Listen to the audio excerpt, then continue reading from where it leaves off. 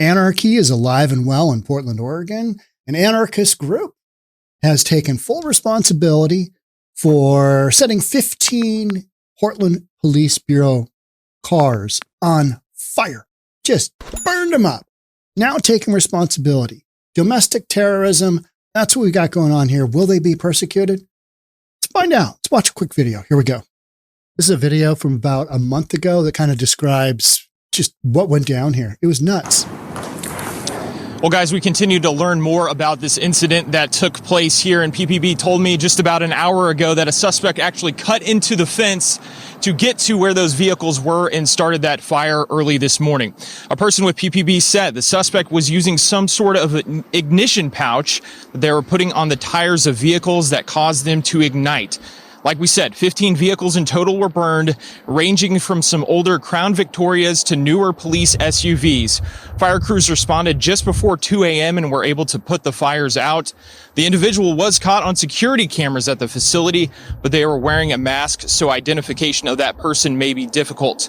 Earlier this morning, the governor's office released a statement about this arson attack, saying in part, this is Kotek speaking, I fully condemn the criminal actions taken Thursday morning that resulted in the burning of 14 Portland Police Bureau cars and endangered first responders and the surrounding community. Now, no word yet if this attack is directly related to what has gone on at Portland State University, but we are expecting to hear more from Chief Bob Day later today, hopefully in that press conference. Back to you. Yes, you've got straight up domestic terrorism. That's what you've got. This was a preemptive attack. Oregon Anarchist group takes credit for burning 15 police cars in preemptive attack. Domestic terrorism. Need to do something about that. What's Portland going to do? Remember 4 years ago, Tear Gas Ted was standing out with Antifa, just doing big hugs and, let's have a kumbaya moment. You guys have your right to freedom of speech. Yeah, you guys can firebomb that federal building all day long. You guys just go for it. You guys just, you do your little thing. You know, wear your masks, all dressed out in black bloc. You guys look like a bunch of idiots. And then they damage Portland State University, their library, like $1 million or more, right? Just, and that's why I say nothing will happen here, because officials at Portland State, they love the whole anarchy thing. Oh, they're into it. It's far left extremist nonsense, right?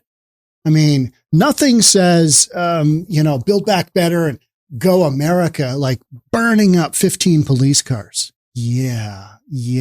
But what's Portland going to do? What's Multnomah County going to do? Nothing, because they're complicit in this happening. Governor might say stuff, but are you going to start to go after Antifa?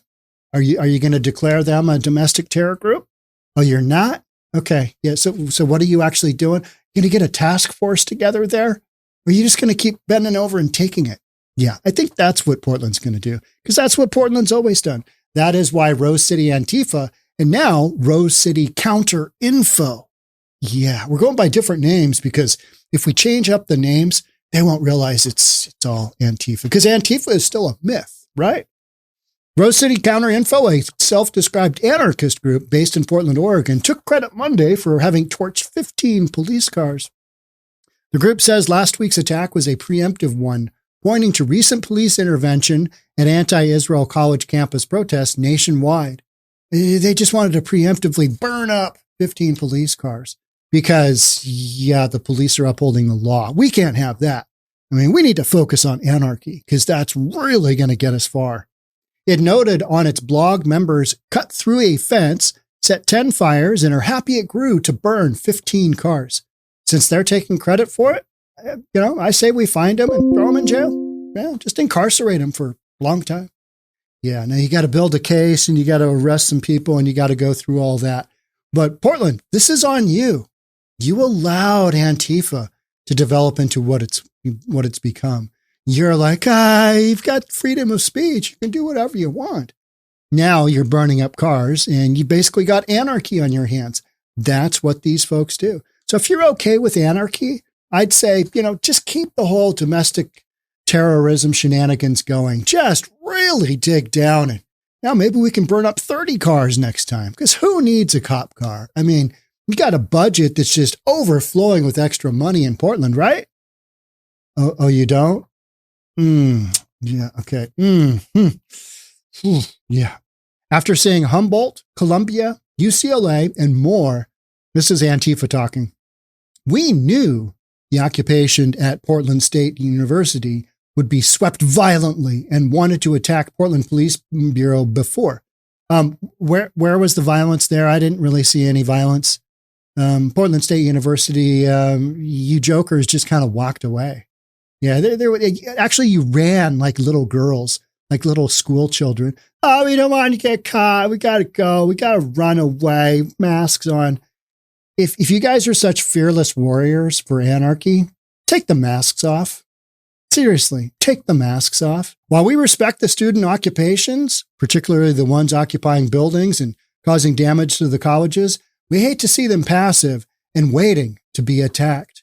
The Anarchists then called for violent resistance on college campuses, saying, if the frat bros come, smash their frat house windows. More domestic terrorism, right? Just straight up domestic terrorism. So, yeah, what are you going to do about that? Nothing. We love our freedom of speech. If the Zionist settlers come, throw fireworks at them, because that's really going to deter them from whatever crazy talk you think that, we're going to throw fireworks at them, therefore, Israel's going to stop bombing Palestine. What a bunch of knuckleheads. If the Zionist settlers come, throw fireworks at them. If the cops come, don't just resist arrest, fight them. That's going to work out well. In fact, I encourage that. Do fight them. Yeah. You end up arrested, you won't do any time, but hey, Mike Schmidt, the Schmidt Show, he's out of there. He's no longer there to cover your backside. So maybe you want to rethink that whole little engaging with police officers bit. I don't know. That's just a thought. They will hate you and beat you if you're peaceful or violent, and it is time to be violent, the group said. All right, again, call to violence, but, mostly peaceful, kind of just like Black Lives Matter was mostly peaceful. Yeah, it wasn't. It was violent like this, right? Representative of Portland Police Bureau told the National Desk Tuesday it is aware of an online post claiming responsibility for the fires, adding it related to an open and ongoing investigation. Rose City Counterinfo has taken responsibility for other crimes via its blog, writing in March that it attacked machines at a highway construction site. The group also took responsibility for sabotaging a butcher shop to make the flesh they butchered unsellable. Okay. All right. Yeah. Okay. We're Rose City Antifa vegan. Is it vegan? Right. And you guys not eating, butchered meat is, what do you got? When you see the laundry list of snacks that these jokers want when they do a takeover, I mean, it's like they've never missed a meal. And if they did miss a meal, what would happen to them? I mean, these people are they're children. They're children running around live action role playing. They are LARPing. They are just, hey, yeah, we're helping. With their little signs, free Palestine. It's like, yeah, nobody's listening to you. Israel doesn't care about your stupid sign. Nobody else cares about your stupid sign. It doesn't really mean anything. It doesn't do anything. You're not turning the tide. All you're doing is creating some domestic terrorism. Plain and simple. Yeah. You would hope for the sake of citizens in Portland that they would actually have a come to Jesus moment at some point in time and go, you know what? Maybe having the strongest Antifa group in the United States, maybe that's not such a great thing. Maybe we shouldn't let that happen. I don't know. Just kind of throwing out thoughts here. But you know what, Portland, you do you. You do what you want to do. And yeah. All right. That's it for me on this one. Thanks so much for being here. I'll catch up with you in the next. Bye for now.